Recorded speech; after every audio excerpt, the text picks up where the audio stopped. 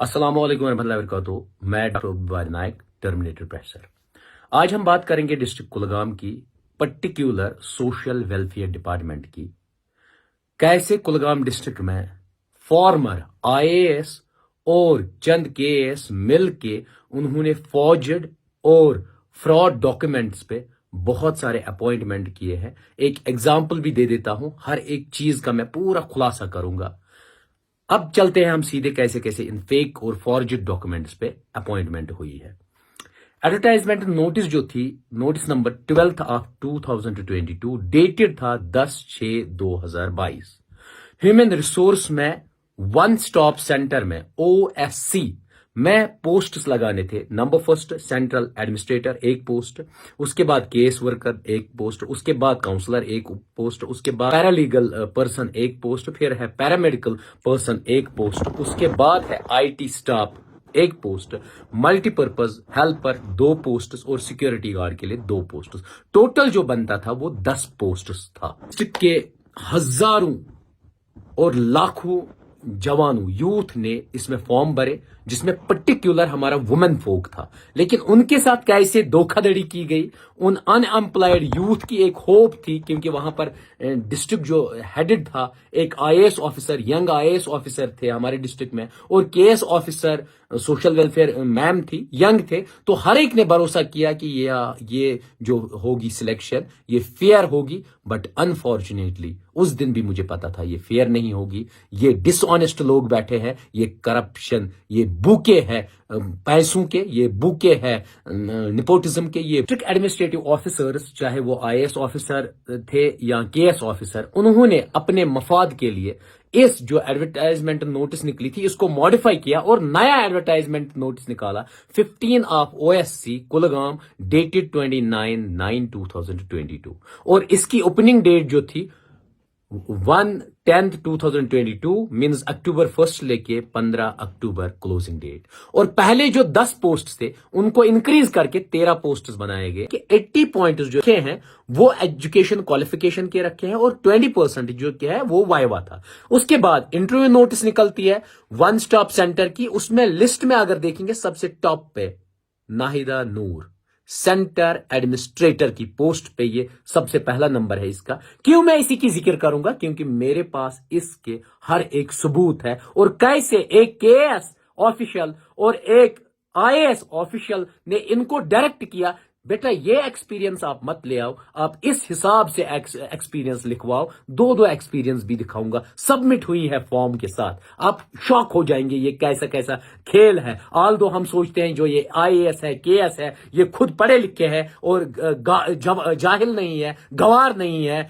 Thugs नहीं है। लेकिन सबसे बड़े ठग्स जो होते हैं वही करप्टेड ऑफिशियल्स होते हैं, जो हमारे यूथ को क्या का रीजन जो है यूथ का, वो वही करप्टेड ऑफिशियल्स है। टेंशन जो सोसाइटी में यूथ के माइंड्स में है, ये सिर्फ ये करप्टेड ऑफिशियल्स की वजह से। अब देखिए फाइनली फेक डॉक्यूमेंट वाली नाहिदा नूर सिलेक्ट हो जाती है और इनके सिलेक्शन का मेन जो क्रेडिट जाता है वो social welfare of Sunobar Altaf madam जो केएस है, और जो चेयरमैन तब थे जिनको हम अदर वे में डीसी साहब कहते हैं, वो भी इसमें इन्वॉल्व है। मैं आरटीआई करता हूं, क्यों इन्वॉल्व है उसका रीजन भी बताऊंगा। मैं आरटीआई करता हूं, मुझे सीधे सुनोबर मैडम कहती है कि आप देशद्रोही हो, आपको मैं आरटीआई का रिप्लाई नहीं दे सकती हूं। फिर मैं फर्स्ट अपील करता हूं, फर्स्ट एप्लीटेट अथॉरिटी डीसी साहब होते हैं, उसके बाद भी मुझे उसका कोई भी रिप्लाई नहीं मिलता है। फिर 1 अप्रैल 2023 आप खुद चेक कर लीजिए, मेरे फेसबुक पेज पे मैंने एक स्टोरी डाली है,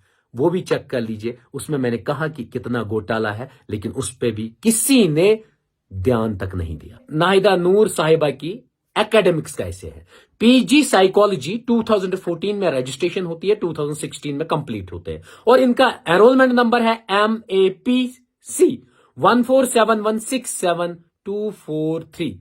MAPC कोर्स कोड है और एनरोलमेंट नंबर आगे है। उसके बाद इनका एक डिप्लोमा भी है, PGDCFT 2017 से लेके 2021 तक है, लेकिन 2018-19 में इनका वो कंप्लीट हो जाता है। और इसी दौरान इनका बीएड भी है। बीएड इनका 2015 से शुरू होता है, जनवरी 2016 तक। ये याद रखिएगा, इनका पीजी 2014 से। लेकिन खुद देख लीजिए पीजी डिग्री के बगैर एक्सपीरियंस उससे पहले का दिया जाता है, आप खुद देख लीजिए। इवन उसमें तब एडमिशन भी नहीं था, लेकिन इनकी एक्सपीरियंस स्टार्ट होती। एक्सपीरियंस किसकी हुआ है?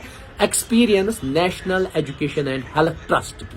जब मैं वहां के वो चेयरमैन से मिला, आज भी विजिट किया, कल भी उसके ऑफिस विजिट किया, उसको चंद चीजें याद नहीं आ रही थी, फिर मैंने याद दिलाई। उसके बाद क्या होता है? National education and health trust with reference number NCC, याद रखिएगा, NCC 74/18, डेटेड है 20/11/2018, याद रखिएगा। और एक्सपीरियंस है 5/3/2013 से लेके 28/5/2018 तक।